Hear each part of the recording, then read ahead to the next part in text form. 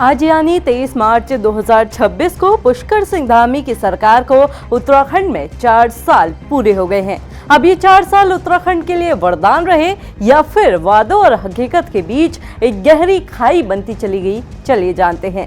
नमस्कार, मैं हूँ रक्षिता और आप देख रहे हैं खबर उत्तराखंड।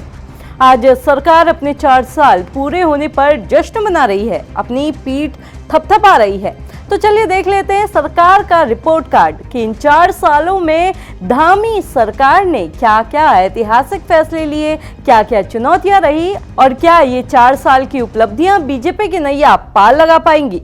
सबसे पहले बात करते हैं धामी सरकार के उन फैसलों की जो पूरे देश में चर्चा का विषय बने रहे। इसमें सबसे पहला था समान नागरिक संहिता यानी कि यूसीसी। 27 जनवरी 2025 के दिन उत्तराखंड देश का पहला ऐसा राज्य बना जिसने यूसीसी लागू किया। इस कानून ने देश की राजनीति में भूचाल ला दिया था। सीएम धामी ने साफ कर दिया था कि शादी, तलाक, संपत्ति, विरासत सबके लिए एक ही कानून होगा, चाहे कोई भी किसी भी धर्म का क्यों ना हो। धामी सरकार ने जहां इसे ऐतिहासिक बताया, हालांकि वहीं विपक्ष ने इसे धार्मिक अधिकारों पर हमला कहा। अल्पसंख्यक समुदाय में भी इसे लेकर नाराजगी देखने को मिली, लेकिन बीजेपी के लिए ये एक बड़ा राजनीतिक दांव था जो चला भी और विवाद भी लेकर आया। धामी सरकार का दूसरा फैसला था सख्त नकल विरोधी कानून का। उत्तराखंड में पेपर लीक बड़ी समस्या बन गए थे। नकल माफिया सिस्टम पर हावी हो गया था, जिसके चलते फरवरी 2023 में धामी सरकार ने देश का सबसे सख्त नकल विरोधी कानून लागू किया। इस कानून के तहत दोषियों को उम्र कैद और 10 करोड़ तक के जुर्माने का प्रावधान है। हालांकि हैरत की बात यह है कि ये कानून लाने के बावजूद राज्य में पेपर लीक नहीं रुके। यूकेएसएससी के कई एग्जामों में गड़बड़ियां इसके बाद भी सामने आई। सड़कों पर प्रदर्शन हुए, सरकार को सीबीआई जांच तक की सिफारिश करनी पड़ी थी। अतिक्रमण, भ्रष्टाचार, धर्मांतरण के खिलाफ धामी सरकार ने 3 और बड़े दांव फेंके। पहला था अतिक्रमण मुक्त अभियान का, जिसके तहत धामी सरकार ने 900 एकड़ से ज्यादा सरकारी जमीन अतिक्रमण से मुक्त कराने का दावा किया।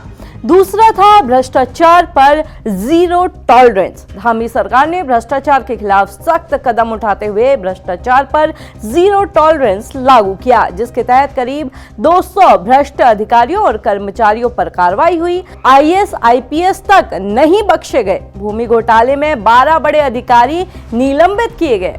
इसके अलावा धर्मांतरण विरोधी कानून भी काफी अहम था। इसे और ज्यादा सख्त बनाया गया, जिसमें जबरन धर्मांतरण की सजा 5 साल से बढ़ाकर 10 साल कर दी गई।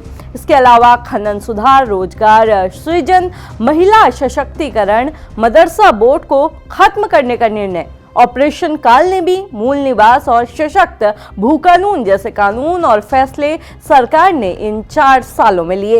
हालांकि इन 4 सालों में धामी सरकार के लिए चुनौतियां भी कुछ कम नहीं रही। अंकिता भंडारी हत्याकांड केस को लेकर उत्तराखंड की जनता आक्रोशित रही। कथित वीआईपी का नाम मुख्यमंत्री धामी की ही पार्टी के प्रदेश प्रभारी दुष्यंत गौतम से जोड़ा गया, जिसके बाद पुलिस की कार्रवाई पर भी गंभीर सवाल खड़े हुए। अंकिता भंडारी केस ने धामी सरकार के महिला सशक्तिकरण के दावों पर बड़ा सवालिया निशान लगा दिया था। हालांकि बाद में इस केस में सीबीआई जांच की मांग को संस्तुति मिली। वहीं सरकार के नौकरियां देने के वादे को लेकर भी कई गंभीर सवाल उठे। स्वास्थ्य जैसी मूलभूत सुविधाओं के लिए राज्य में लगातार आंदोलन होते रहे। आपदा प्रबंधन से लेकर मानव वन्य जीव संघर्ष, सड़कों की बदहाली, अस्पतालों की कमी, भू कानून में सुधार की मांग, ये सब मुद्दे धामी सरकार के लिए लगातार सिरदर्द बने रहे।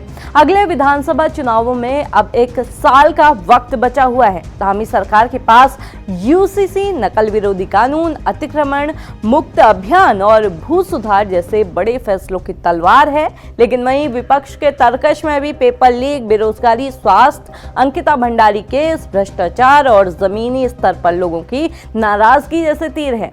वैसे बीजेपी के बड़े नेताओं ने धामी को पुष्पा, धुरंधर और धुआंधार जैसे ताजों से नवाजा है। तो अब देखना यह होगा कि क्या धामी सरकार 2027 में सच में छक्का लगा पाती है।